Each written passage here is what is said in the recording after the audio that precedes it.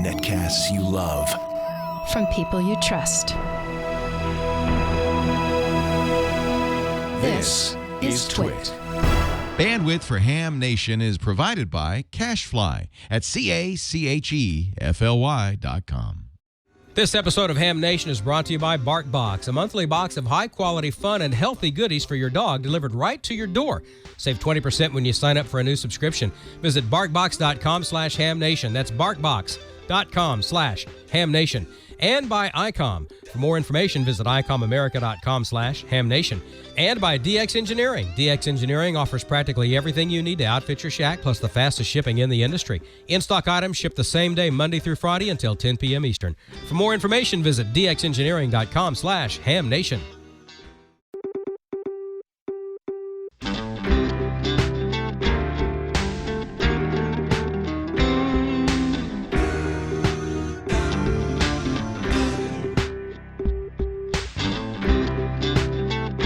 This is Ham Nation, episode number 167, October 1st, 2014. Last man standing takes the test.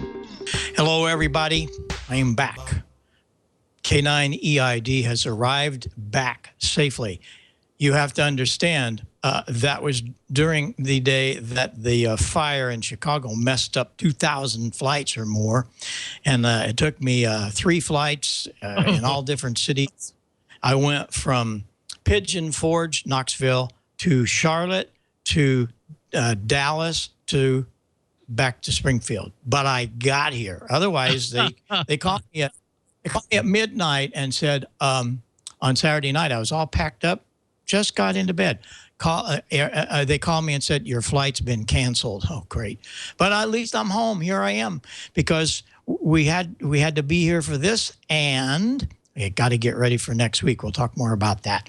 We got a really good night tonight. George is here with some smoking solder. George, how you doing, buddy? You okay? Doing pretty good this week, Bob. Glad to have you back with us. We're going to have a little video from K7AGE tonight. We're going to give away some stuff.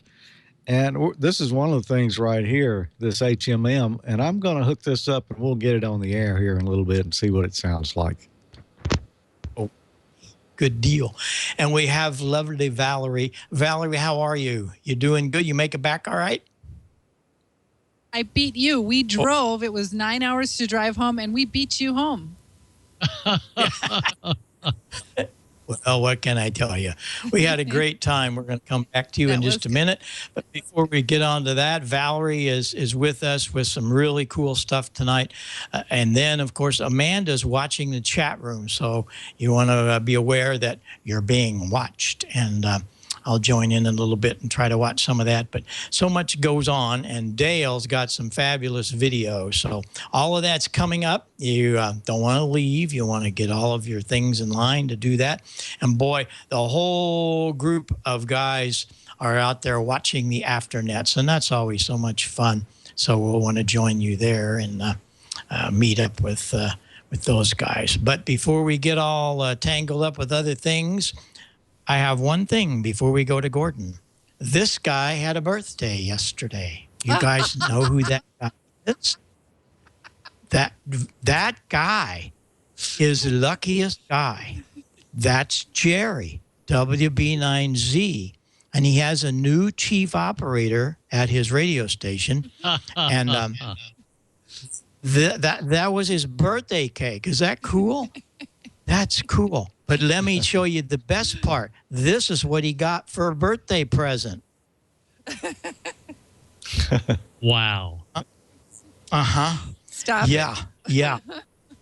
And I'm telling you, we had such a good time, as you'll learn here in a little bit. Happy birthday, Jerry. See, I know he's watching, and one of these days he's going to come on. Thanks for taking care of him, Valerie. Okay, we're going to head down to Costa Mesa. How you doing? Everything all right, Gordo? Everything is fine, and wow, what a weekend. Now, you were negotiating the airports, but let me tell you, the W5KUB, that's Tom, his streaming video of K6H, H for Hollywood, was cranking the entire time, Bob. And we're going to see more of their actual video. But the good news is it was a huge success thanks to 35 operators and the PAPA system on D-Star. I mean, listen to the excitement of the D-Star connection. Thank you very much for checking in. The 2 LAM, you are in the logbook as last man standing. Special event, K6H in Studio City, California, M0.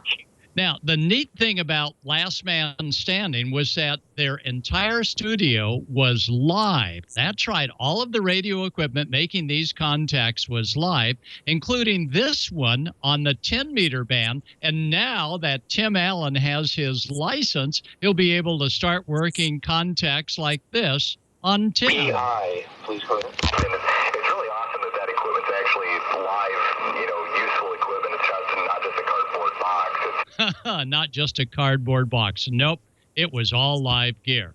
All right, a big week ahead this weekend, October 4, Wichita Valley. You've got your Big Ham Fest. Saturday, October 4 is part 1 of the Wheaton Community Amateur Radio Technician class and CW class. And Wheaton, we sure hope that you get my books in time. Remember, if you're teaching a ham radio class, register at haminstructor.com. And not only do you get the teacher's book on how to teach the class, but you'll also get my copy of the technician class book if you're actively got a class coming up.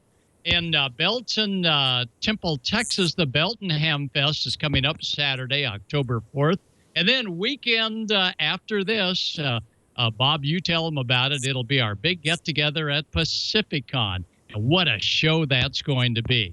Pacificon, October 10, 11, and 12.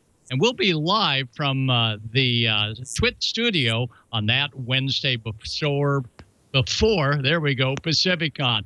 Finally, the week afterwards, it's going to be Ham Radio Day at Main Trading in Paris, Texas, and Kenwood is going to donate, and Phil will be there at $5.90 and the $9.90 Kenwood. Wow. ICOM will be there, MFJ, Alenco, a lot of surplus gear. And finally, JOTA. The dates are October 18 and 19, and we've been informed by NA5XX that they're wanting to hear all of us Ham Nation hosts making JOTA contacts from wherever we are in the country. With 13,500 stations on the air, we'll be one of them. So, Bob, back to you, and then later on we'll have some short shots. Bob? Okay, Gordon. I really look forward to all those great events. And JOTA, you might tell the audience what that is, Gordon. The JOTA weekend. Tell them a little bit about that. Okay, that is Jamboree on the Air. And 2 years ago, nearly 1 million Boy Scouts, Cub Scouts, Girl Scouts, Scouts, members of Boy Scouts of America made contacts through participating ham radio stations literally around the world. So it's the big weekend, October 18 and 19. Work a scout. Tell them how much fun ham radio is and to get a license. And many of those scouts will probably be licensed as well. 2 days of talking to Boy Scouts, Girl Scouts, Cub Scouts, all Scouts. October 18 and 19. I always love that weekend. You have so much fun. These are new kids that some of them have never operated a radio before, and we're so happy to be able to take part of that and work some of the guys and gals out there. And there's a lot of work putting it together. So hats off to all of those guys that keep that on the air and make it happen that weekend. So we'll be on the air looking for you, that's for sure. But I do want to say before we go back to Gordo, next week is going to be really special. We're on the way to Pacificon, which is in Santa Clara, San Francisco area. Any of you guys and gals in the Bay Area, you want to make that show. It's an incredible show. There's a ton of workshops, and a lot of the large distributors are there, dealers are there, as well as all the manufacturers. And Gordon and I will be there. We'll be there in force with some of our products and, of course, doing workshops. that's what I love to do the most, and I know Gordon does too, is teach. And we actually do demonstrations of audio, and it's really, really fun to get into the science of how these things on the side of our head work. But if you're around the Bay Area, you want to come to Pacificon. It's all weekend. Start Friday, Saturday. So it's really cool. But first, on the 8th, week from today, we're going to stop off in Petaluma and going to be joined by Leo. So we will do the show next week live from the studio. For some of us, it'll be the first time that we've actually met some of the staff. And I really look forward to spending that day there, and getting to be on the air live with Leo is really fun. We never know what's going to happen. There is no script. We just throw it in the air, and the chat room will guide us that night.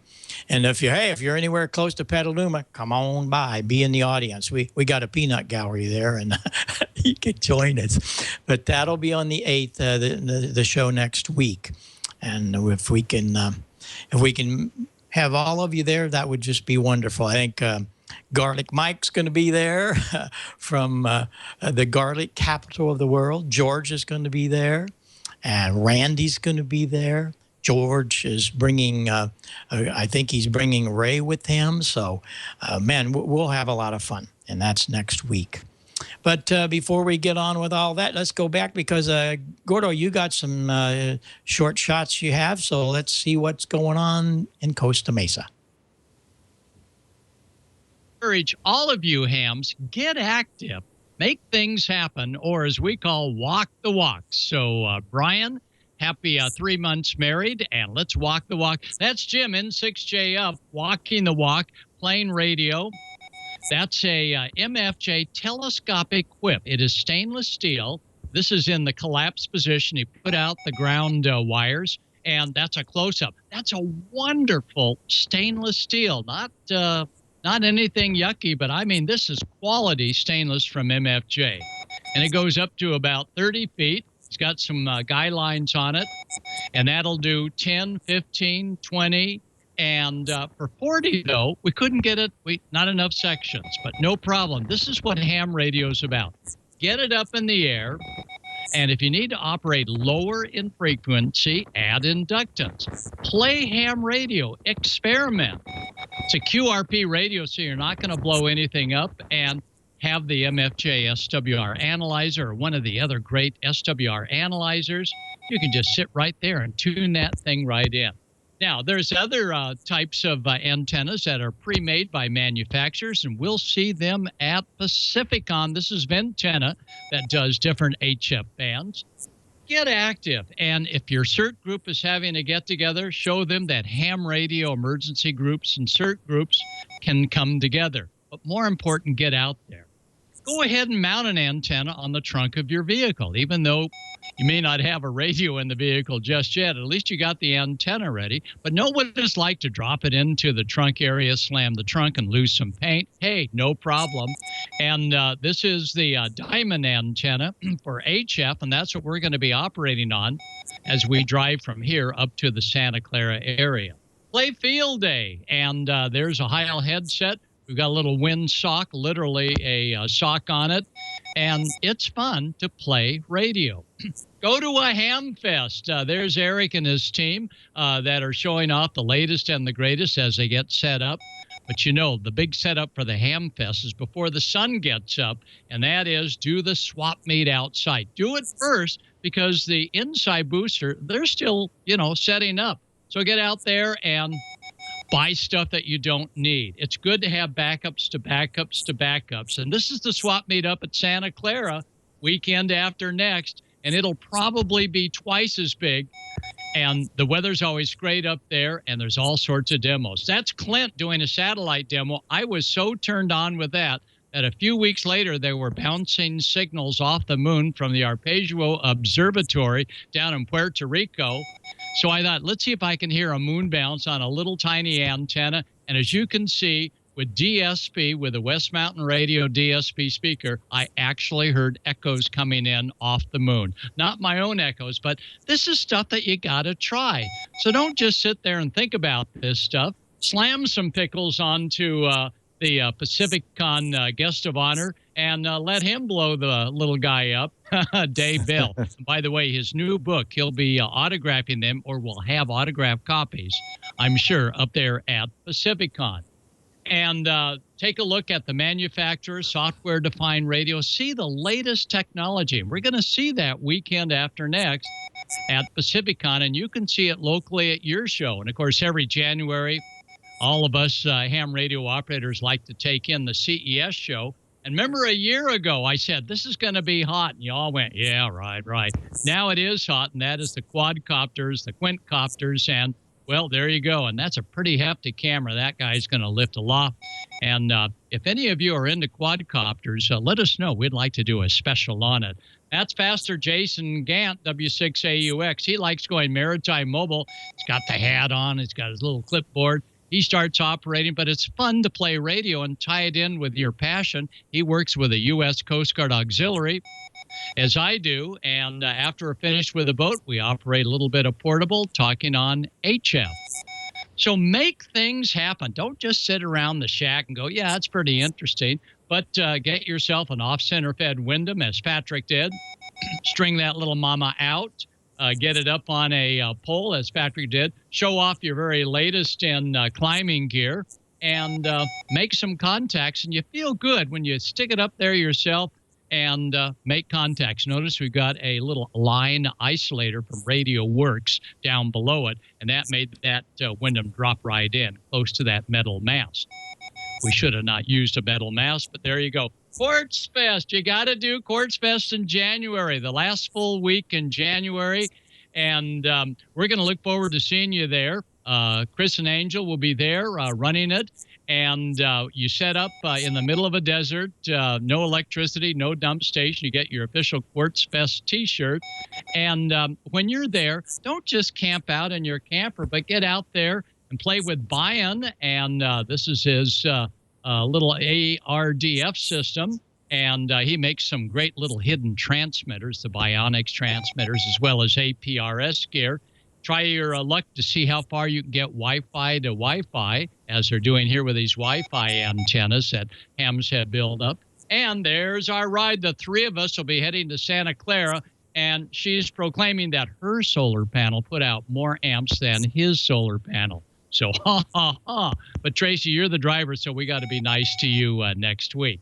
And there's Russ, and Russ is the music man at Quartz Fest, and we're going to have some great sing-along. So if you're musical-minded and you go to a ham fest, bring your instrument as well and have fun. Woohoo! Look at this, Val. Pretty impressive, huh? If you got a station, show it off.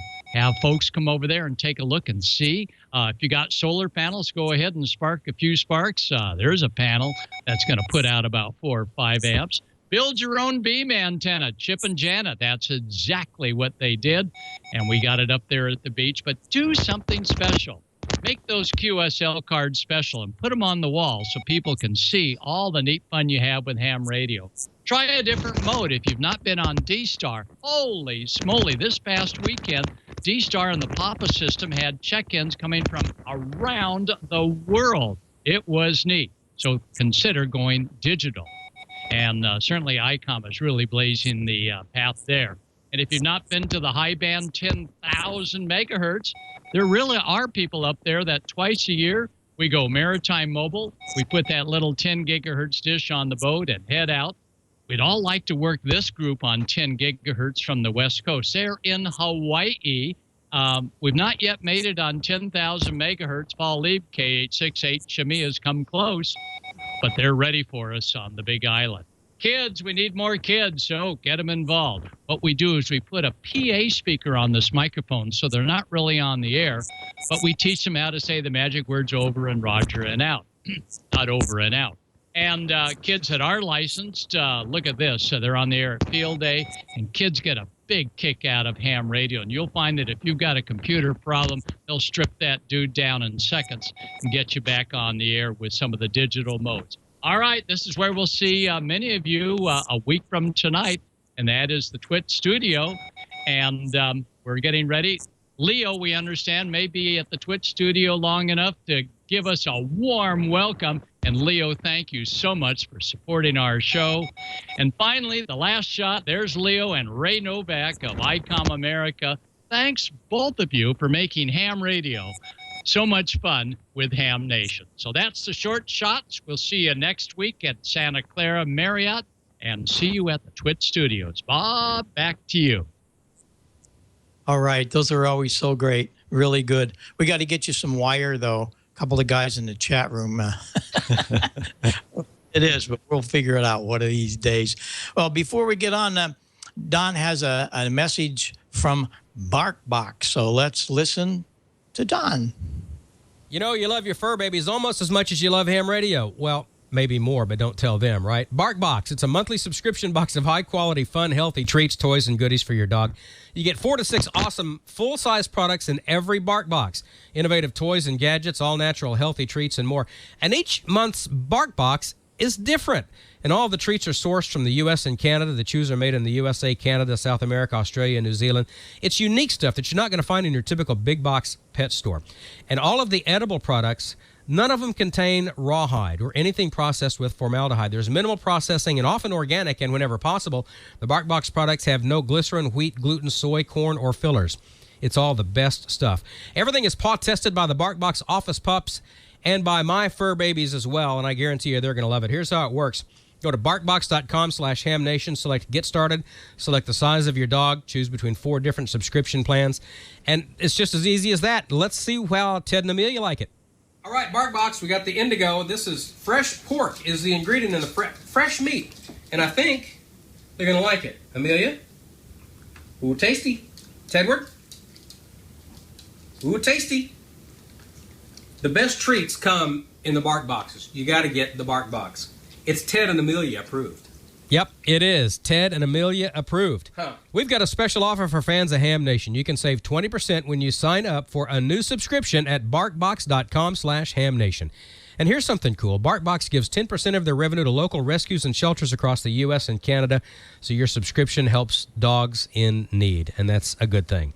That's barkbox.com/hamnation. Barkbox.com/hamnation. Barkbox, thank you for your support of Ham Nation. All right. We're not going to the dogs. We're going with the dogs. Absolutely. Well, we're going to take a little trip down to Pigeon Forge. That's real close to where the Tentec factory was and then now moving in Sevierville. We had a great time there, but here's some of the things that we did, and we'll show you some quick slides of what went on at the W4DXCC convention. We got there actually got there a day before, but we got there Friday, and that's when everything happens. And let's take the first slide and make that happen. There you can see SEDCO Southeast DX contest and organization. They do a lot of good for the DX expeditions, as we will see. And looky who I found. First people right off the bat were Jerry and Valerie. We had a great time together, and they had a wonderful array of distributors and dealers, and we saw those. But here's the banquet. There were over 200 people at that banquet. Great food, great camaraderie. Here they were setting up out in the lobby. ICOM, Yesu. We had a couple of dealers were there. There was the stand they were setting up for Gigaparts. Patrick was there. They were ready to go, take orders and help us with what we needed. And there was Tentec and one of the clubs, and then the Heil booth, and that was all out in the lobby. We got there for the setup time. This is Tom. He's really into shortwave radio, and we enjoyed talking to Tom and spending some time. He's got a lot going on the shortwave. And here was something very interesting. It's a brand new product from Stepper IR. Mike was there, and I was amazed at this product. It's called the Crank IR. And it was hard to take some pictures outside, but you crank up the mast. It goes up probably about 25, 30 feet. And then you crank up whatever you need of wire for 40 or 20 or whatever. and you actually just make your own antenna. It is really cool. Check it out. You'll be hearing more and more about Crank IR. And we were happy to see him. And here's our friend Scott. Scott is quite a guy. He's been around for a long time. He worked at Tech for years. Well, he owns now a Vibraplex, but he's got a couple of new products that he brought in. He does the hex beams and all that. But he also has some coax, and he's bringing in the Zeus, which is a very, very cool little SDR, and some very neat coax with great shields and kind of different coax. So we're happy for Scott. And he also plays a mean guitar. But here was the highlight for me. Friday night, they set these folks up on the stage in nice big chairs. There was Bob Alphen, K4UEE, K4ZLE. There was Jerry in the middle, WB9Z, and Tom N4XP, and Valerie. And they took questions from the 200-plus audience out in the room and told us all about the DXpeditions. And if you've never really researched what goes on, it's a tremendous amount of work. And these guys and gals put it together, and especially the people back home. Valerie is a pilot. She'll tell you about that here one of these days. And we're very excited about what's going on in that whole DX world. And of course, I had a lot of fun with the folks. And Valerie, have you had some time to rest a little since you got back? Everything okay? Yes. Excuse me. Yeah, I had a blast. I think I had a lot of fun at your seminar. When you interchanged all the different microphones and hearing the different sound quality between your microphones and all the other microphones out there, I thought that was really interesting. I also enjoyed the KP1 or Navasa talk that they had. But my favorite part was probably when you bought Jerry and I dinner Friday night. Well, I found a credit card out in the parking lot, and we used it and it worked. I tell you, but I was really proud of you. You're a mainstay in that big DXpedition thing, and we must say, and this is something that all of you must hear. Bob Alphen gave some figures of what it takes to put the Amsterdam Island together, and it was very close to a half $1 million. It was $490-some thousand. This is all done with donations from clubs, from personal donations, and manufacturers, and those that go. So this is a really big deal, just so you and I can work an extra country. And thanks to you, Valerie, you do a lot with the piloting. And tell them a little bit about what a pilot does. Well, you do all the communication between, you send information to the team that they may need, or they send you information to give out to the rest of the DX community. So say the 160 antenna is down, I can let certain channels know in the media to let it out to the rest of the DX community. And every day I would send them compilations from emails I would get from you guys out there trying to work the DX. Maybe there's some weird opening, 10-meter opening that they weren't aware of. Or I'll send them, the latest propagation people are sending, or Europe is really, they're not being worked on this band, or things like that. I send a lot of congratulatory emails as well, keep their spirits up. I also send them news reports, the latest news, weather, solar numbers. I even subscribed, like when they went to Swains Island, which was, 1 foot above sea level, I subscribed to the tsunami warning system. So I could give them a heads up should they get a tsunami warning, because they wouldn't have communication for that. So it's mostly just communication, a lot of emails. You probably average, when the DXpedition first starts out, you probably average 100 to 200 emails a day. So, and I try and make sure I answer everybody I can. A lot of you are a big focus to the DXpedition world, and we're proud to have you on this show. To do all of this stuff when you work these, you have to be able to log them. So let's let you tell us a little bit about LOTW, and maybe we can learn more. Well, it seems to be coming the way a lot of people confirm their QSOs, especially if you're into contesting and DXing. Logbook of the World seems like the next step. Now, I know it's very intimidating for a lot of you on how to get set up on Logbook of the World. It's really not that hard. It's just a lot of steps. So I'm going to talk you through each of the steps. So this week, I'm going to show part one of how to do that. But first, Brian, if you could show that first slide, I just want to kind of give you a little bit of information on LOTW, if you could. Yeah, you don't have to be a member of the ARRL to use LOTW. So you can go ahead and get this installed, set up, get your QSOs confirmed with each other through LOTW without being a member. And what it does, it's an electronic confirmation of the QSO between you and the other station. And all it does is make sure that you both submitted with the exact same call sign, band, mode, date, and time. Now, the time doesn't have to be exact. It can be within actually 30 minutes of each other, and it'll count as a valid QSO. And I looked this morning. As of this morning, there's over 6 million QSOs in the system and over 70,000 registered users. So let's go ahead and start with the video on how to get set up on LOTW Part 1. Now, we've all heard of the wonders of the world, and for many of you, it seems that LOTW is one of them. Well, don't worry. I'm going to talk you through it here. Is step one on how to get set up on LOTW. First thing you're going to want to do is type into Google LOTW, and that should show these options here. You're going to want to pick that one at the top, which is www.awrl.org/logbook-of-the-world. So when you click that, it should bring you here to Logbook of the World. Now, towards the bottom there, you'll see that Logbook of the World links. Go down there and in blue, see Getting Started with LOTW. Click that. And that's going to bring you here to what I call the nerve center of LOTW. So you might want to make this page a favorite to refer back to it another time. Now go ahead and click that number 1 there that says download and install TQSL. That stands for Trusted QSL.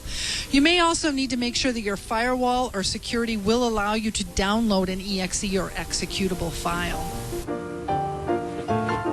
Now this brings you to this screen where you pick the operating system that you're running. Since I'm running Windows 7, I'm going to select that first blue Here button.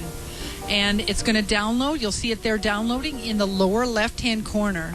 Now when that is done downloading, I'm just going to double-click on that, and up pops this box. And this is just a security pop-up box that's asking me if I want to go ahead and run the program. Now I do, so I'm going to go ahead and select Run. If you don't see this pop-up box come up, you may need to enable your pop-ups in your internet settings.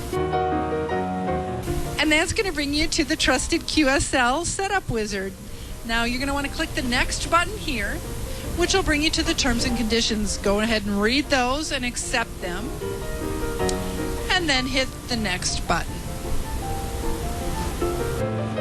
Now this is where it's going to give you the destination folder it's created. If you want something else, you're going to go ahead and type that in up above there. And it's also going to let you know that it's going to create a desktop shortcut for you, and you want to go ahead and leave that clicked. And go ahead and hit the Next button. And here's where it's going to ask you if you want to go ahead and install the program, which you do. So go ahead and click Install. And you're going to see it start to install there for you. And that's it. Just click the Finish button, and you're done installing the TQSL, and there's an overview or quick start of LOTW for you to read.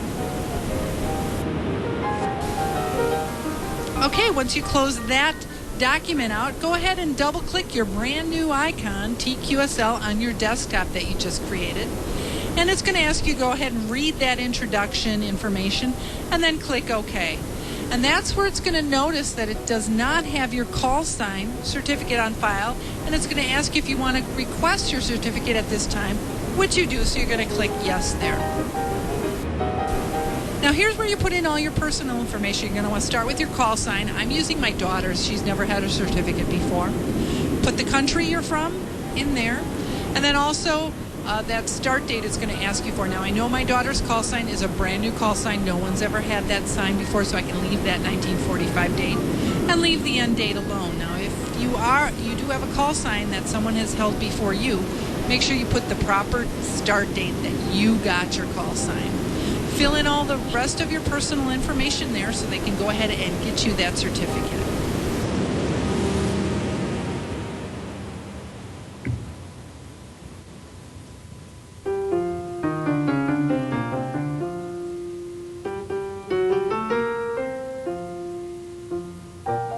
And here's where you're going to put in your email address.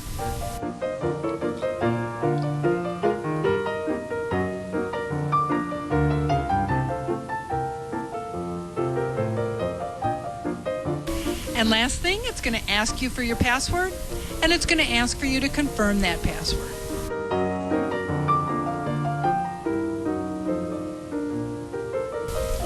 So now you just have to click that finish button, and you're almost done. It's going to take you to one last screen where it's going to ask you if you want to request your certificate electronically. You're just going to click yes on that button right there, and you'll see the request being downloaded. Well, we're not exactly done.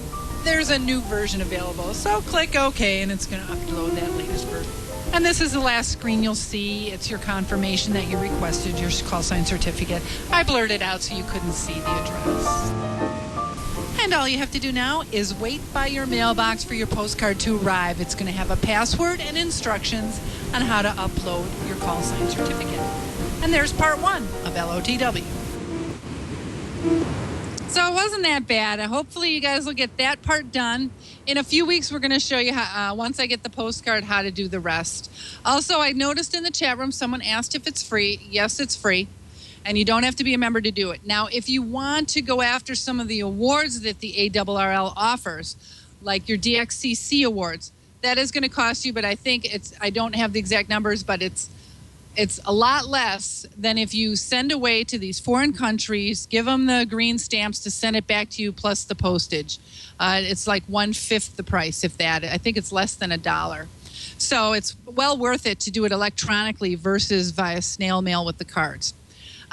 So as far as DXing goes and contesting, not a lot of DX going on. There's actually 2 DXpeditions going on right now that end tomorrow. So if you have not worked Christmas Island or Tristan da Cunha, get on the air and work them within the next 24 hours. That's the VK9, X-Ray is the DX code, and ZD9. So they'll be on only till tomorrow, so get out there and go for them. There is a Polish team that's putting together a DXpedition. That's Sierra Papa 5, Echo Alpha Quebec, and Sierra Papa 5, Echo Sierra. They're going to Tuvalu via Samoa. Now, they say they most likely won't get on the air in Samoa, but you never know. And they're mostly going to be on 80 through 10 meters, maybe with a chance at 6 and 160. So we'll see. And they're scheduled to arrive next week sometime around the 9th. So look for those guys on Tuvalu. Also, Paul, November 6th, Papa Sierra Echo, he just tweeted yesterday that members of the Intrepid DX group, they completed their friendship tour of North Korea. They're trying to sort of plant the goodwill seed for a DXpedition to the most wanted DX entity on the planet, North Korea. So we wish them the best of luck there. Contesting. This weekend, there's a lot of contests going on. There's 3 major ones. The Oceania DX Sideband Contest is this weekend. Also is the New Jersey QSO Party. And my favorite, the California QSO Party. That's the first contest I ever did. Oh, yeah, did I mention? They give you a bottle of wine in certain categories if you win them. So that's a good one to go and compete in, including out-of-state categories. And that's what I wanted to kind of bring up. Some people are kind of worried about these contests that they hear on the air, and can they call back and answer them or whatever. So do you have to be from Oceania or New Jersey or California to compete in those contests this weekend? Absolutely not. Do you have to be from any of those areas to, participate? No. I mean, you just have to give them your state and your signal report, and you're helping them out. You don't even have to submit a log. I mean, it's always good practice to submit a log. I gave out some QSOs for the Scandinavian Activity Contest once, and I kept going, and 2 hours later, I was having such a blast. I had a log going, and I thought, might as well submit it. What the heck? And sure enough, I won first place. So it can't hurt to turn your log in, but you don't have to. So don't be intimidated. Just keep a scratch piece of paper so you don't work guys you've already worked, so you don't give them a dupe. And go out there and work some stations this weekend. One thing that they do, state QSO's parties generally don't do this, but a lot of DX contests do what's called log checking. So if you go out and if somebody's calling CQ and he's in a DX contest and you give him a contact, and you don't go out and work anybody else in that contest, when he turns that log in, your call sign is considered a unique. Now, most contests don't penalize for that, although some do. They may remove that QSO. They may not give them the points for that. So generally, if you go out and work somebody in a contest, it's good practice to work at least one other station. I generally make sure I work at least 3, just for good measure, so that you don't show up as a unique in somebody's log. And that's pretty much it for contesting in DX. The following weekend is Oceania DXCW.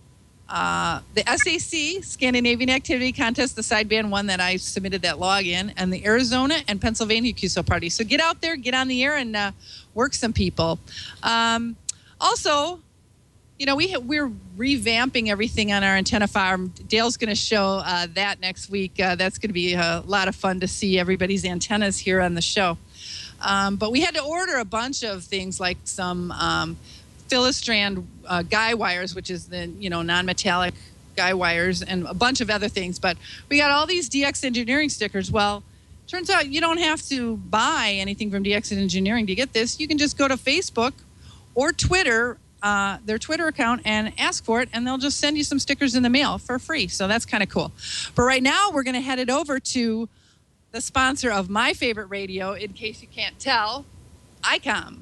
2014 marks the 50th anniversary of ICOM Incorporated. To celebrate this milestone year, ICOM is releasing 2 limited edition radios, the IC7850 HF 50 MHz transceiver and a special ID51A VHF-UHF dual-band handheld. These models are limited in quantity and include innovative features that you can only expect from ICOM. The IC7850 is the pinnacle of HF perfection. There will only be 150 units available worldwide. This limited edition radio has vibrant gold accents, and each unit will have a 50th anniversary limited edition plate. Features include a 1.2 kHz optimized roofing filter for improved in-band adjacent signal performance and excellent dynamic range, a new local oscillator design with a CN ratio that excels beyond the competitors and creates a new benchmark for phase noise with an amazing -150 dBc/Hz at 10 kHz offset and 140 dBc/Hz even at 1 kHz offsets. There are also several new scope enhancements, such as an improved spectrum scope for faster sweep speed and better accuracy, a dual scope function to simultaneously see activities in both receivers, a high-resolution spectrum scope screen, and enhanced mouse operation for the spectrum scope. The ID51A unlocks the power of D-Star from the palm of your hand. Only 5,000 units are available worldwide. This radio will feature the words 50th anniversary on the front interface. It comes in blue, green, red, white, and black limited edition colors. The special edition features include faster data transfer in DV mode, RS-MS-1A Android app compatibility, additional D+ reflector link commands. Other enhanced digital features include DV and FM repeater search and DPRS functions, and a long antenna is supplied for optimal receive performance. Make sure you visit icomamerica.com/amateur for more information on ICOM's 50th anniversary limited edition IC7850 and ID51A. And you can tune in and enter to win after each episode of Ham Nation. Go to icomamerica.com/hamnation and register. You could win some great swag prizes from the ICOM swag store, and you'll also be entered in the monthly grand prize drawing. For September, we've got a winner now, and that is Derek, KD0YQY, and he's the proud owner of a new ID31A. And you saw that ID51A we were talking about just a moment ago? Well, that's going to be the October grand prize. The ID51A 50th anniversary edition, a dual watch, dual band 5-watt handheld with rich D-Star features and integrated GPS features. It's got automatic repeater lift up, micro SD card slot, and a lot more. So go to icomamerica.com/hamnation and register to win after this episode and each episode of Ham Nation. And you've got one more week to enter to win this IC 9100 over here, along with the Tar Heel screwdriver antenna, the Comet antennas, the MFJ tuner in the works. If you're interested in that one, go over to amateurlogic.tv and get in on ICOM's contest there. And right now, let's go to Dale. I believe he's got some videos for us this week. Very good, George. Well, thanks a lot. Enjoyed the information there about the ICOM contest. We've got great fall weather here in Kansas, and it's going to be super for the Wichita Hamfest there going on, sponsored by the Valley Center Amateur Radio Club. That's this Saturday morning. Tonight, we've got a couple of special video reports from the past weekend. We'll kick it off right away with the K6H special event. And with that report, here's Ham Nation's own Don Wilbanks, AE5DW. The K6H Ham Radio Goes to Hollywood special event was held September 28th and presented by the Papa System Group in association with Bears and Deers, hosted by John Amadeo, NN6JA, and the staff of the ABC sitcom Last Man Standing, starring Tim Allen. Of course, Tom Medlin had the whole thing online via W5KUB.com. Online viewers had a ball working the various stations, and there were tons of interviews and behind-the-scenes shots, including a studio tour and a very special announcement that we'll get to in just a sec. But first, here's a great shot of Tom and John Amadeo, NN6JA. Here's Cecil Casillas, WD6FZA of the California Papa Systems Group, demonstrating a D-Star interface they developed. This allows the user to put a D-Star RF connection anywhere there's an internet connection. Here's Norm Goodkin, K6YXH, and Naomi Goodkin, WB6OHW, discussing their ham radio classes and training, which has resulted in nearly 1,000 new hams in the last few years. Mick Swartnick, KB6JVT of NCG, talking about the Comet antennas used for this event and the Last Man Standing radio operations.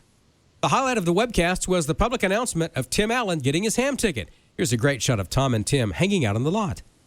And here's the ARRL volunteer examining team that tested Tim Allen. The VE team consisted of Rob Antonacci, AA6RA, Tim Holly, N6QJ, and Julian Frost, N3JF. And as you can see, it was an extremely busy weekend. If you missed any of it, just catch the replays on W5KUB.com. For Tom, John, Tim, and everyone involved with the K6H event, I'm Don Wilbanks, AE5DW 73, and thanks for participating. Thanks, Don. We appreciate you putting together that timely report. And we've got a recap here of some of the activity for the weekend. 35 operators worked the radios at the CBS Studio Center.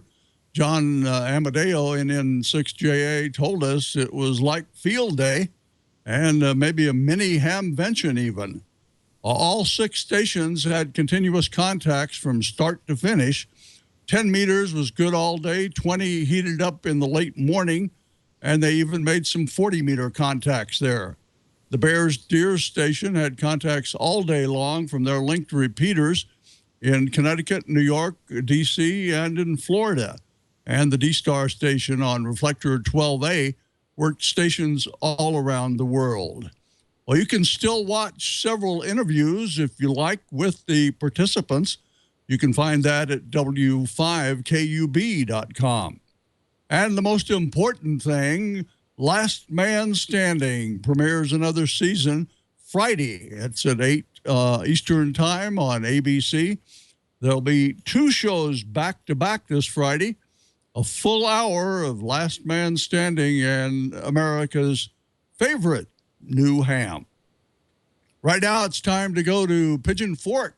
Pick up a special report from George Hoffman, KD4 rather, MXA. Hello again, I'm George, KD4MXA. On a recent episode of Ham Nation, I heard Val talking about the W4DXCC convention in Tennessee, and it just so happens that my wife and I had planned a trip to the Pigeon Forge area at the same time. A little research found that we were only about a half-hour drive away, so I quickly contacted Rosie with SEDCO and reserved our tickets. I have been to many local area hamfests, and being a member of a local fire department, I have been to many conferences, but I have never been to a ham radio conference and was really looking forward to going. Looking at their website, I found that they had some great programs scheduled and a pretty good list of vendors. So come on, honey, we're going to miss Bob Heil's program. I'll take you shopping. We arrived a little late, and most of the people attending the conference must have been inside watching one of the programs. It gave us a perfect opportunity to look at some of the radios on display. Yaesu was there, ICOM, and Tentec. In between programs, the room filled up and people were given the opportunity to talk to some of the vendors. And then we broke for lunch. The weather couldn't have been better for an outside lunch near the pool. And after a quick sandwich, we got ready to go listen to Bob Heil's program. If you have never gotten the chance to hear one of Bob's program, it is well worth the effort to try to attend one. His passion for this great hobby really shows through, and his enthusiasm keeps you intrigued the whole entire time. Huge sunspot cycle. The band was open every day. It was wonderful. 6 meters was like 75 meters. Way on 6 meters, that was a pretty big deal. And I got really intrigued. But at the same time, I was playing the organ at the Fox Theater in St. Louis. See, that is sad. That should be the second question in the pool for the questions. We should be teaching this to get our license. Don't give me all that political crap. I want to learn things that make me sound better and listen better. Why isn't that on there? Nobody can answer that for me. Like I said, his passion really shows through. The banquet started at 7:15, and a crowd had already gathered waiting for the banquet doors to open. It was a perfect time for some eyeball QSOs. Post-war. Okay, now you're going to have... As you can tell, the banquet hall was quite full, and everybody sat in anticipation to see who had won the prizes. And then we would finish out the evening with some spurious emissions. Despite all my license learning, toward DQ kept on turning, till Elmer couldn't hold me anymore. And I turned 21 unlicensed, ticket down the toilet bowl. No one could steer me right. Elmer tried, Elmer tried, Elmer tried. So if you're planning a trip somewhere, do a little research and see if you can get some ham radio into the trip. The friends you make and the relationships you build make this one of the best hobbies around. And I always remember, happy wife, happy ham radio. Till next time, this is George, KD4MXA, 7-3. Okay, 7-3, George. Really appreciate the report. Glad you made the trip. And we really like it that you shared that with our Ham Nation audience. Well, we're still shooting for another episode of Show Me Your Shack next Wednesday. And we still need your shack photos. So if you can get them to us by Sunday afternoon, we'll get them on the air next week. And next week, we got something special. Photos of the antennas used by everyone on the crew at Ham Nation. That's the net control operators and the host, anybody affiliated with Ham Nation. So it should be really good. And we've got a video of Val's antenna farm, and you don't want to miss that one. That is unbelievable. Well, send your shack photos and links to your videos to HamNationVideos at twit.tv. Next up, here's Newsline with Don Wilbanks, AE5DW. Let's watch. From Amateur Radio Newsline Report, number 1937. These are the Ham Nation headlines for Wednesday, October 1st, 2014. First up, a tragic story that illustrates just how vital tower safety is. James Lindstedt, W9ZUC of Eau Claire, Wisconsin, died Tuesday, September 16th following injury sustained when he fell 95 feet from an amateur radio tower just outside Chippewa Falls, Wisconsin. Lindstedt, age 59, is reported to have had extensive experience climbing and working on towers. Chippewa County Sheriff Jim Kowalczyk says it appears Lindstedt was wearing a safety harness while on the 100-foot-tall tower, but as he moved around on the tower, he was not safely strapped in. Newsline's Jim Dameron in 8 TMW. Our condolences go out to his family and friends. Bureaucracy and red tape has apparently placed a ham radio relief operation on hold to India's flood-ravaged Jammu and Kashmir regions. The amateur radio communications team is ready to go, but there are some sticking points. Siru Ram Mohan, VU2MYH, is the Executive Vice Chairman and Director of the National Institute of Amateur Radio. He notes that the operation of amateur radio is banned in certain areas like Jammu and Kashmir. As such, ham relief operators cannot jump into action without seeking permission from India's Wireless Planning Commission and Coordination Wing. VU2MYH says that he has written to the agency's wireless advisor asking him to grant the ham radio relief communicators permission to operate from those locations without facing any legal complications. If everything worked out as VU2MYH hoped, the operators should be on station by now. The 2014 ARRL-sponsored National Simulated Emergency Test, or SET, is slated for next weekend, October 4th and 5th. SET is a nationwide exercise in disaster response and emergency communication administered by the League's emergency coordinators and net managers, in which volunteers respond to a mock emergency or disaster such as an earthquake or hurricane. SET offers volunteer public service communicators the opportunity to focus on their capabilities, strengths, and weaknesses while interacting with national traffic system nets. It also provides a public demonstration to served agencies such as the Red Cross, along with state and local emergency managers. For full details, follow the link found in the full edition of this week's Amateur Radio Newsline report. A public beta release of the weak signal data mode software WSJT-X version 1.4 is planned for today, October 1st. WSJT-X is a computer program designed to facilitate basic amateur radio communication using very weak signals. The first four letters in the program name stand for Weak Signal Communication by K1JT, while the suffix X indicates that this version started as an extended and experimental branch of WSJT. Some of the changes in version 1.4 relative to version 1.3 include such items as improved CAT control for most radios, including expanded support for Commander, Ham Radio Deluxe, and OmniRig. Other improvements are the ability to better handle messages that include compound call signs and support for standard localization conventions, to mention only a few. There are 9 specific changes and improvements to the WSJT-X software in this latest release. To find out more, just follow the link you'll find in this week's Amateur Radio Newsline report. In Texas, HamCom is moving. HamCon, the largest amateur radio convention in Texas, announced that it will be moving the location of the 2015 event to the Irving Convention Center. For the past several years, the gathering's been held at the Plano Center in Plano, Texas. Both locations are near the Dallas Metroplex and only a short drive from DFW International Airport. HamCom 2015 will be held June 12th and 13th. More on the move and the show itself can be found at www.hamcom.org. And a final note, the 2015 Dayton Hamvention is soliciting nominations for its Amateur of the Year, Special Achievement, Technical Excellence, and Club of the Year awards. You can find all the details on the Dayton Hamvention website. That's hamvention.org.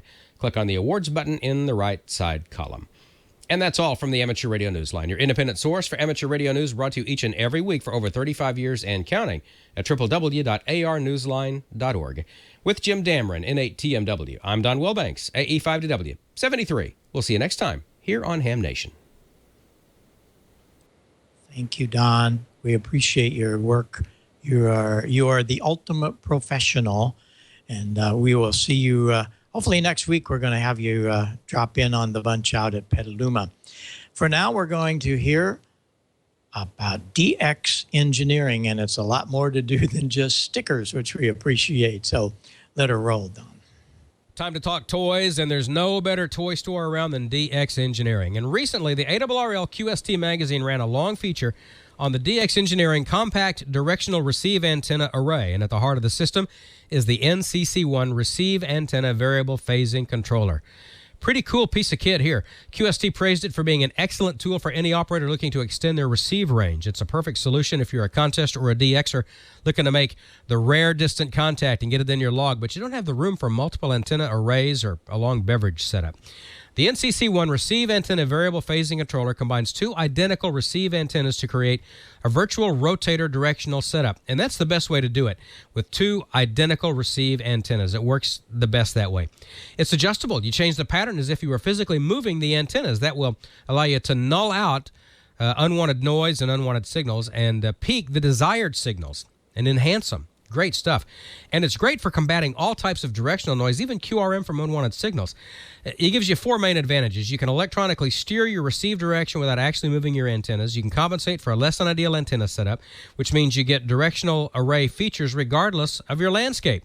I want you to grab your August 2014 issue of QST and read all about DX Engineering's Receive, Array, and NCC1 controller. And DX Engineering has also just added specialized filters that can further enhance the NCC1's already awesome receive capabilities. They are an upgrade to the NCC1. They deliver enhanced frequency-specific performance. They help lower your passband noise floor by reducing or excluding frequency-specific signals. And all the models only feature about 1 dB insertion loss. You're not going to hear that. And they're available for every band from 160 to 10. They come in low-pass, band-pass, and high-pass frequency ranges. DXEngineering.com has a complete list of all the applications. And if you want to grab DX Engineering's NCC1 receive antenna, variable phasing controller, or any of the specialized receive filters, get your order in by 10 p.m. Eastern. If it's in stock, it'll be on a truck headed your way tonight. Proven products, expert advice, the fastest shipping in the industry. That's DX Engineering, helping you shrink the globe.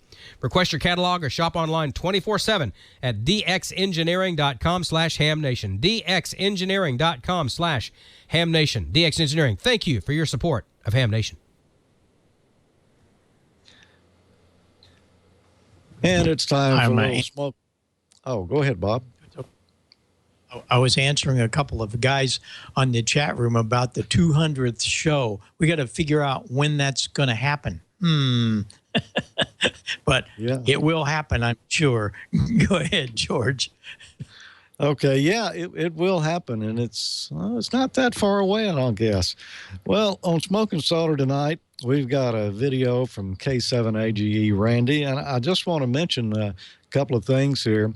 Bob, Gordo, Randy, Ray, and a lot of other folks associated with the show. We'll be doing Ham Nation next week from Petaluma at the TWIT headquarters, and we hope to have Leo there with us as well.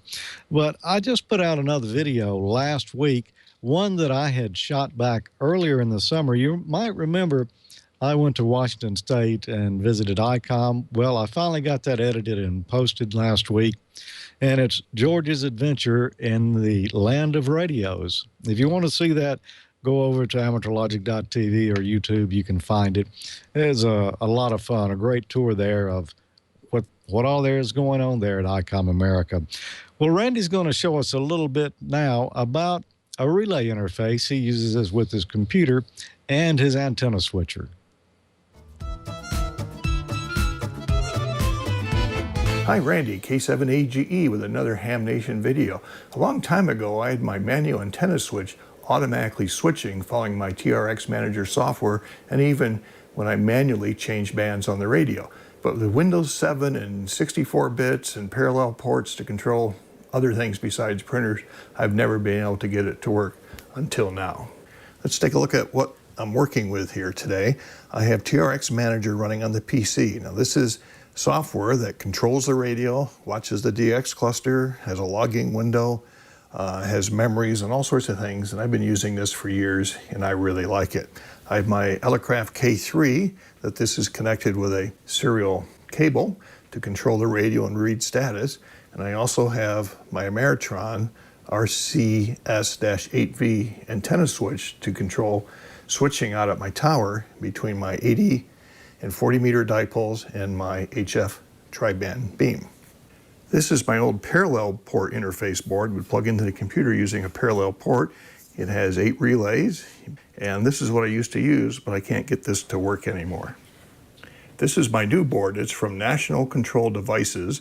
Their webpage is controlanythingasoneword.com, and this is the R81DPDT interface board. So again, serial port, hook it up to the computer, apply 12 volts, and again has 8 relays.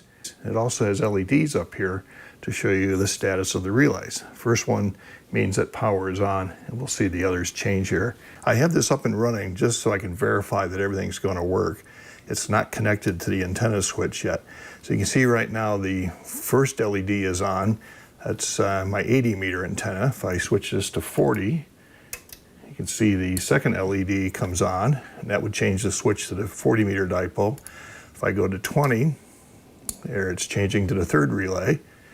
Now 20, 15, and 10 all use the same antenna, so it's going to be using the same relay. I go back here to 80 quickly and go back here to 10 meters, you see it selected the third relay there, and I would be using the tri-band beam. So I know this all works. Just a quick look within TRX Manager. This is how you set up this board. You go to the band decoder tab, and I'm going to send it hex formatted commands, and it has a field here for each one of the bands. 3 commands I have to send it, well, 2 or 3. FE is the beginning of the commands. 1D will turn all the relays off, so for 160 I don't have an antenna. For 80 meters, it's FE2C 08. So the 08 is to turn on the relay. The 2C will turn all the other relays off, so I'll only end up with one at a time. So 80 meters, it's 08 for the first relay. 40 meters, it's 09 for the second relay. And 20 meters, it's OA for the third relay. And I also have that for 15, 10 meters. And for the other bands, I disconnect the antenna.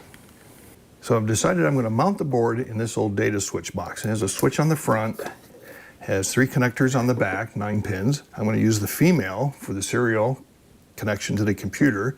I'm going to use the other one here for power, and the other 9 pin I'm going to use for cable to go over to the antenna switch. So these are handy to have if you have any in your junk box. It's a nice box, would cost you a lot of money. It's got a lot of wires in here, so I think the first thing to do is to pull all the wires off of the switch here. And just to show you, the board will fit inside. If we get the switch out of the way, it has enough room in there that it'll mount down underneath. So first thing to do is pull the wires off the switch, and I can probably reuse a lot of those connections. And I'm just going to start pulling these off. There we go. They're going to come off quick.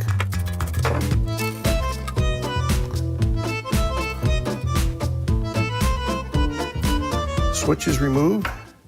Okay, for the serial connection, I'm going to use pins 2, 3, and 5.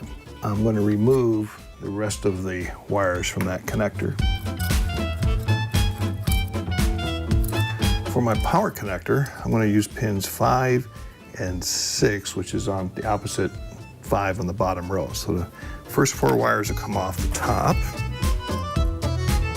1, 2, 4. And I got all my wires off of that now. I screwed up on here. This isn't the 5 pin. This is the 1 pin. So I need to move this over to here and this one down to there. So solder it back into this pin. There, now they're on 1 and 5. For this connector that to go off to my antenna switch, I need 4 wires. One will be a common and 1 for each of the 3 antennas. So I'm going to use the first 4 wires and then take the rest off the connector. Okay, so the board's going to mount in the bottom of the box here. Here's where the power and the serial. So this is going to be my power wires will go there. My serial wires will all reach over to that connection, and my relay wires will be soldered into these pads across the bottom here, and those are all long enough so I can reuse all of the wires that are in the box. So I'm going to mark these holes and go out and drill those and put some screws in there, and we'll have that mounted in the box then. Be right back. Okay, I have my 4 screws now drilled and mounted in there.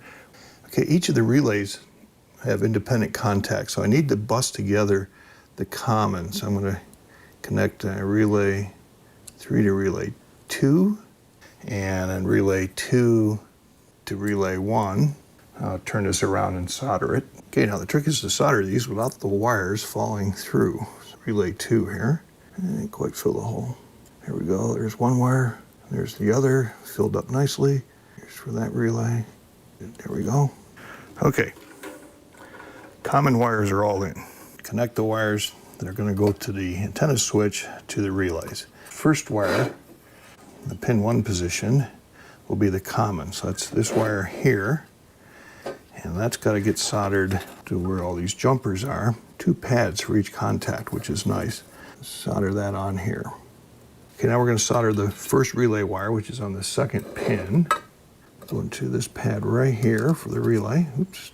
I'm going to solder that in right here. That's relay 1.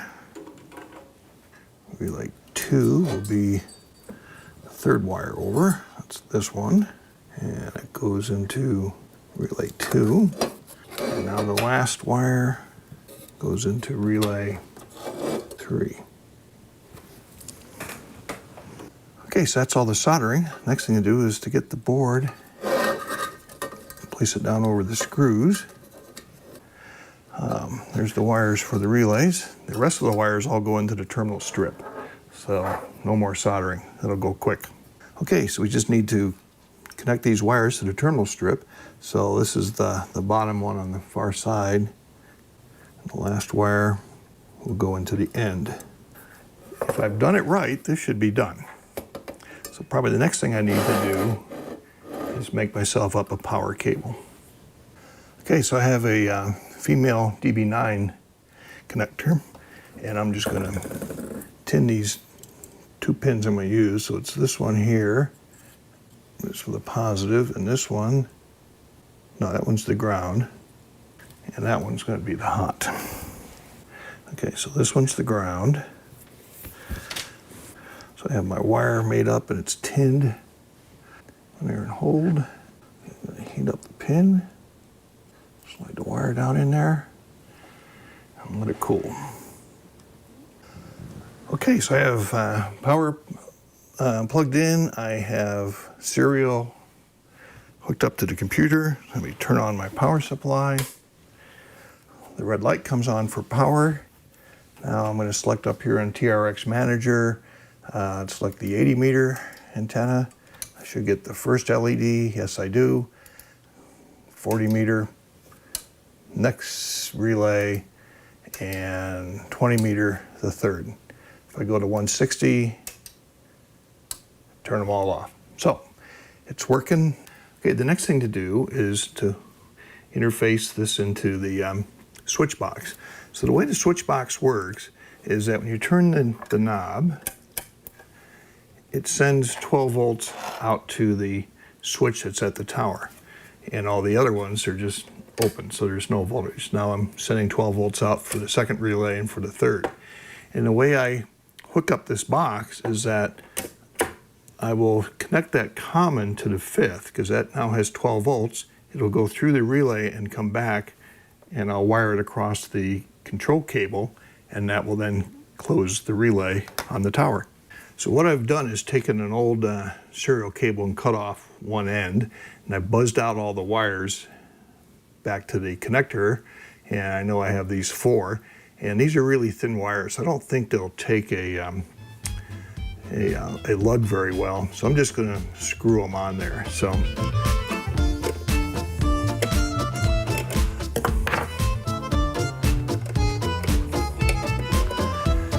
there we go. All the wires are installed. Okay, so it's hooked into the switch box now. Here's the serial board. I have TRX Manager running here. I'm going to turn the power on. And we get the power LED lights up. And I'm going to turn on the antenna switch. I have position 5. Now, unfortunately, the LEDs don't follow the switching, so you have no visual indication. The relays are changing. Well, that finishes up my K7AGE serial antenna switch controller project. I just need to clean things up, find a place to set it up here in the operating position, run the cables behind the radios and plug it all in and enjoy my automatic switching again. So thanks for watching. This is Randy, K7AGE 73.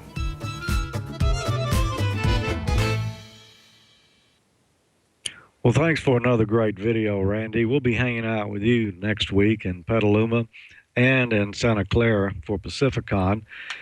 And last week I built tuner. I'm getting some feedback. Let me turn this down. Last week I built this little adventure tuner here. Nice little kit, and we're going to be looking at testing that And we're also going to look at, well, exactly how it works in the future. But I asked a question about it. Why did the direction that I connected the LEDs in the Adventure Tuner not matter? And we got an answer from Fred, KD7EDW, and he said the reason it doesn't matter which way the LED is connected is because the RF is AC. So that's correct, Fred, and congratulations. We're going to be sending you out this Heil HMM. It's the one I'm talking on right now, and you see what it sounds like. Not much like a hand mic at all, but a great upgrade for just about any rig there. And it's a dynamic mic, so it doesn't require any power to operate. For next week, I got another question. Before UTC was used as a time standard, what did WWV use? And if you think you know the answer to that, send your answer to me at hamnationcontest@gmail.com, and you could win this MFJ 24-hour clock. So get your name in the hat there, hamnationcontest@gmail.com, and you could be next week's lucky winner. And now let's check in with Amanda and see what last-minute breaking items we've got in the chat room. Well, thank you, George, and nice to have you on here tonight, and some great stuff tonight, really. First, let's go through the announcements. N7XQA, he'd like us to know that his son Chris is now upgraded to General, and his call sign is KF7TUP. KE0ARB Steve passed his General last weekend. KD0YQY Derek would like us to know that the Iowa QSO party is going to... Actually, he didn't give me a date. I'm sorry, you guys. Go to wa0dx.org for more information there. And W0TJP, he's announcing the Near Feast Ham Feast at Deerfield, New Hampshire, October 10th and 11th. So way to go for the upgrades there. And look forward to the Ham Fest there. I hope you guys have a successful one. So with that, let's get started with the questions. First, I have, George, you might remember, is there a certain episode of Ham Nation that explains grounding of a newly installed antenna? There's several episodes where we kind of hinted around about grounding. You know, that's a pretty controversial subject. I would say look it up the way I do. Go to twit.tv and go to the wiki and choose Ham Nation under there and just enter it in for the search, and you should be able to come up with all the different episodes we talked about it. Just enter in grounding. Very good. Thank you, George. And George, one more. I know we've had this question before, but when we get new viewers, they don't see the questions from before. So KT1FCX Pedro wants to know, is there an app for learning CW? Maybe for a smartphone? Yeah, there is. There's one in particular called Morse-it. That's a good app for learning it. And boy, just go to the App Store and type in Morse code, and you'll find, I don't know, I would say hundreds, but it's not that many. You'll find a ton of them in there. But I think Morse-it is probably one of the better ones. Very good. Thanks, George. And okay, let's go out to Bob. Bob, I know you've gotten this question before. This is kind of repeat night. Sorry about that. But do you ever plan to make a capsule microphone? Which microphone? A capsule. A capsule microphone. I'm not sure what they're talking about. A capsule microphone. What's a capsule microphone? Good question. Okay, well, we can skip that one. Let's see. Okay, let's see. I'm sorry, you guys. I'm skipping here. I'm skipping down the questions. Andy had a really good question here. He says, how important is it to have approval before operating on a cruise ship, and from whom? Bob, do you happen to know the answer to that? Yeah, you have to be careful about that.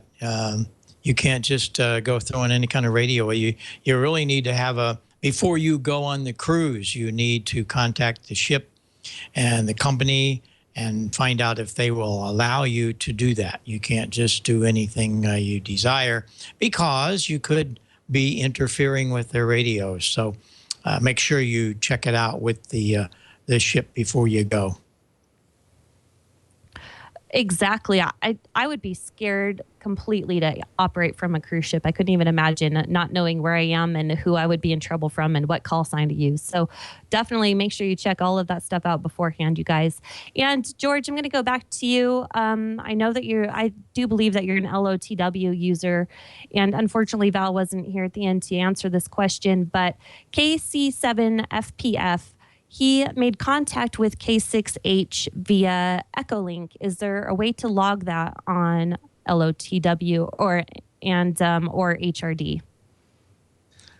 Sure. I think you can log it in there. I'm not sure if it's, entering Echolink conversations into it as standard practice, but you would enter it just like you would any other conversation. Okay, that sounds good. So make sure they have their LOTW up, and I guess I don't know what frequency you would put on there, but hey, I'm sure they have a room for that. So, okay. Other than that, you guys, I really don't have any more questions. I know Bob was answering some questions about maybe the release of his new headphones. Bob, did you want to talk about that? Yeah, it's going to end up on the dealer shelf sometime mid-November. So be watching then. But we'll keep you posted as things go on here. But we are out at some of the shows with it, and it's been extremely well accepted. And we're happy about it. You're telling me. Yeah, it took me 2 years to do it, but we got her happening. Well, thanks a lot for tonight, Amanda. We appreciate your help always, and you'll be with us next week. Just because we're in Petaluma, that doesn't let you off the hook. So that's funny. But I have to say, what is next week? It's birthday week for Mr. Bob, is it not? Kind of. Yeah, it's kind of. In between. Okay. Yeah, Sunday's the big day, but that's okay. That's okay. Just another great day in paradise for me, let me tell you. Having everybody here and all the things that happen with Ham Nation. So next week's going to be really great. So we want everybody to be there on the air with us. It'll be fun. Well, I guess we better wind it all up here. Thanks to everybody tonight. It was a wonderful show, very long, but that's okay as long as we can get by with it.